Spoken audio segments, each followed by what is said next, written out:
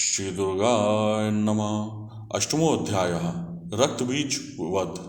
ध्यानम्। मैं अणिमा आदि सिद्धमयी किरणों से आवृत भवानी का ध्यान करता हूँ। उनके शरीर का रंग लाल है, नेत्रों में करुणा लहरा रही है तथा हाथों में पाश, अंकुश, बाण और धनुष शोभा पाते हैं। ऋषि कहते हैं, चंड और मुंड नामक दैत्यों के मारे जाने तथा बहुत सी सेना का संहार हो जाने पर दैत्यों के राजा प्रतापी शुंभ के मन में बड़ा क्रोध हुआ और उसने दैत्यों की संपूर्ण सेना को युद्ध के लिए कूच करने की आज्ञा दी। वह बोला, आज उदायुद्ध नाम के 86 दैत्य सेनापति अपनी सेनाओं के साथ युद्ध के लिए प्रस्थान करें। कंब नाम वाले दैत्यों के 84 सेना नायक अपनी वाहिनी से घिरे हुए यात्रा करें। 50 कोटि वीर कुल के और 100 धौम्र कुल के असुर सेनापति मेरी आज्ञा से सेना सहित कूच करें। कालक, दौरहद, मौर्य और काल के असुर भी युद्ध के लिए तैयार हो मेरी आज्ञा से तुरंत प्रस्थान करें। भयानक शासन करने वाला असुर राज शुंभ इस प्रकार आज्ञा दे सहस्त्रों बड़ी बड़ी सेनाओं के साथ युद्ध के लिए प्रस्थित हुआ। उसकी अत्यंत भयंकर सेना आती देख चंडिका ने अपने धनुष की टंकार से पृथ्वी और आकाश के बीच का भाग गुंजा दिया। राजन, तदनंतर देवी के सिंह ने भी बड़े जोर जोर से दहाड़ना आरंभ किया। फिर अंबिका ने घंटे के शब्द से उस ध्वनि को भी और बढ़ा दिया। धनुष की टंकार, सिंह की दहाड़ और घंटे की ध्वनि से संपूर्ण दिशाएं गूंज उठी। उस भयंकर शब्द से काली ने अपने विकराल मुख को और भी बढ़ा लिया और इस प्रकार वे विजयनी हुई। उस तुमुल नाद को सुनकर दैत्यों की सेनाओं ने चारों ओर से आकर चंडिका देवी, सिंह तथा काली देवी को क्रोधपूर्वक घेर लिया। राजन, इसी बीच असुरों के विनाश तथा देवताओं के अभ्युदय के लिए ब्रह्मा, शिव, कार्तिकेय, विष्णु तथा इंद्र आदि देवों की शक्तियां, जो अत्यंत पराक्रम और बल से संपन्न थीं, उनके शरीरों से निकलकर उन्हीं के रूप में चंडिका देवी के पास गईं। जिस देवता का जैसा रूप, जैसी वेशभूषा और जैसा वाहन है, ठीक वैसे ही साधनों से संपन्न हो उसकी शक्ति असुरों से युद्ध करने के लिए आई।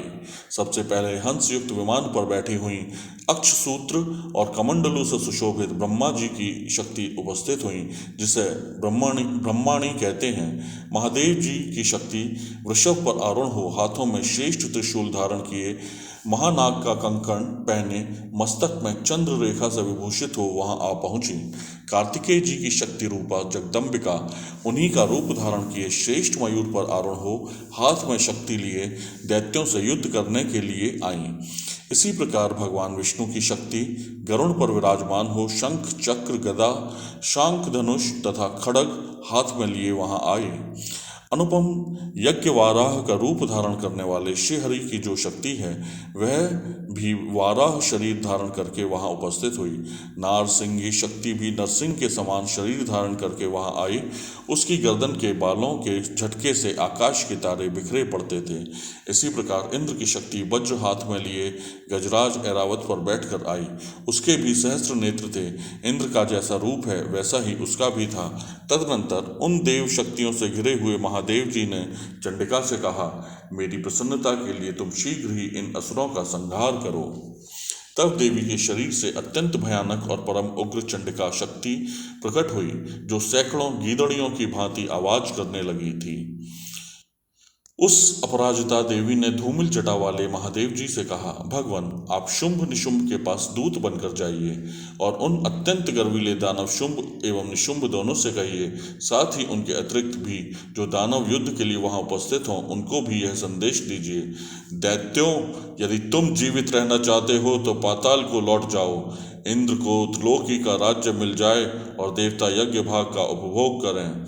यदि बल के घमंड में आकर तुम युद्ध की अभिलाषा रखते हो तो आओ, मेरी सेवाएं तुम्हारे कच्चे मांस से तृप्त हों।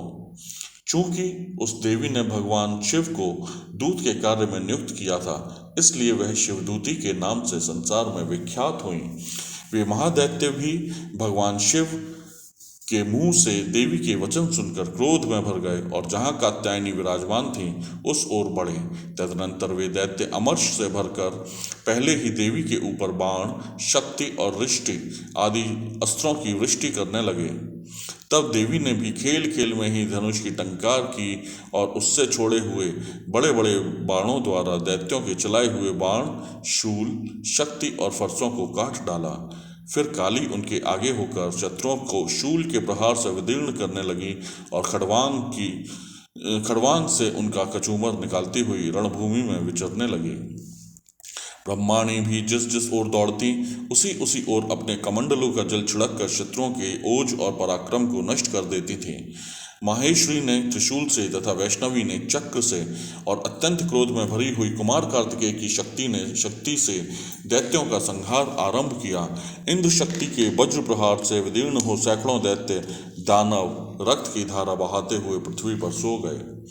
वाराही शक्ति ने कितनों को अपनी थूथुन की मार से नष्ट किया, दाणों के अग्रभाग से कितनों की छाती छेद डाली तथा कितने ही दैत्य उसके चक्र की चोट से विदीर्ण होकर गिर पड़े। नारसिंगी भी दूसरे दूसरे महादैत्यों को अपने नखों से विदीर्ण करके खाती और सिंहनाद से दिशाओं एवं आकाश को गुजाती हुई युद्ध क्षेत्र में विचरने लगी। कितने ही असुर शिवदूती के प्रचंड अट्टहास से अत्यंत भयंकर भयभीत हो पृथ्वी पर गिर पड़े और गिरने पर उन्हें शिवदूती ने उस समय अपना ग्रास बना लिया। इस प्रकार क्रोध में भरे हुए मातृगणों को नाना प्रकार के उपायों से बड़े बड़े असुरों का मर्दन करते देख दैत्य सैनिक भाग खड़े हुए। मातृगणों से पीड़ित दैत्यों को युद्ध से भागते देख रक्तबीज नामक महादैत्य क्रोध में भरकर युद्ध करने के लिए आया। उसके शरीर से जब रक्त की बूंद पृथ्वी पर गिरती तब उसी के समान शक्तिशाली एक दूसरा महादैत्य पृथ्वी पर पैदा हो जाता। महासुर रक्तबीज हाथ में गदा लेकर इंद्र शक्ति के साथ युद्ध करने लगा। तब ऐन्द्री ने अपने वज्र से रक्तबीज को मारा। वज्र से घायल होने पर उसके शरीर से बहुत सा रक्त चूने लगा और उससे उसी के समान रूप तथा पराक्रम वाले योद्धा उत्पन्न होने लगे।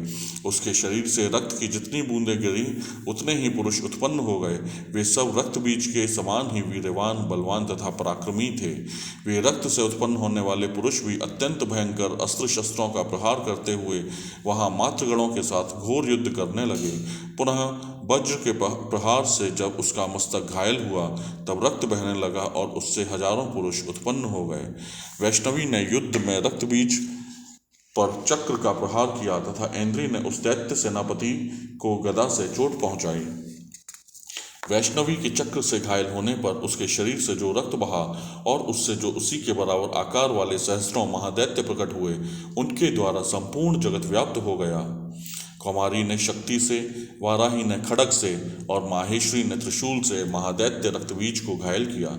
क्रोध से भरे हुए उस महादैत्य रक्तबीज ने भी गदा से सभी मातृ शक्तियों पर पृथक पृथक प्रहार किया। शक्ति और शूल आदि से अनेक बार घायल होने पर जो उसके शरीर से रक्त की धारा पृथ्वी पर गिरी उससे भी निश्चय ही सैकड़ों असुर उत्पन्न हुए। इस प्रकार उस महादैत्य के रक्त से प्रकट हुए असुरों द्वारा संपूर्ण जगत व्याप्त हो गया। इससे उन देवताओं को बड़ा भय हुआ। देवताओं को उदास देख चंडिका ने काली से शीघ्रता पूर्वक कहा, चामुंडे, तुम अपना मुख और भी फैलाओ तथा मेरे शस्त्रपात से गिरने वाले रक्त बिंदुओं और उनसे उत्पन्न होने वाले महादैत्यों को तुम अपने इस उतावले मुख से खा जाओ। इस प्रकार रक्त से उत्पन्न होने वाले महादैत्यों का भक्षण करती हुई तुम रण में विचरती रहो। ऐसा करने से उस दैत्य का सारा रक्त क्षीण हो जाने पर वह स्वयं ही नष्ट हो जाएगा। उन भयंकर दैत्यों को जब तुम खा जाओगी तब दूसरे नए दैत्य उत्पन्न नहीं हो सकेंगे। काली से यों कहकर चंडिका देवी ने शूल से रक्तबीज को मारा और काली ने अपने मुख में उसका रक्त ले लिया।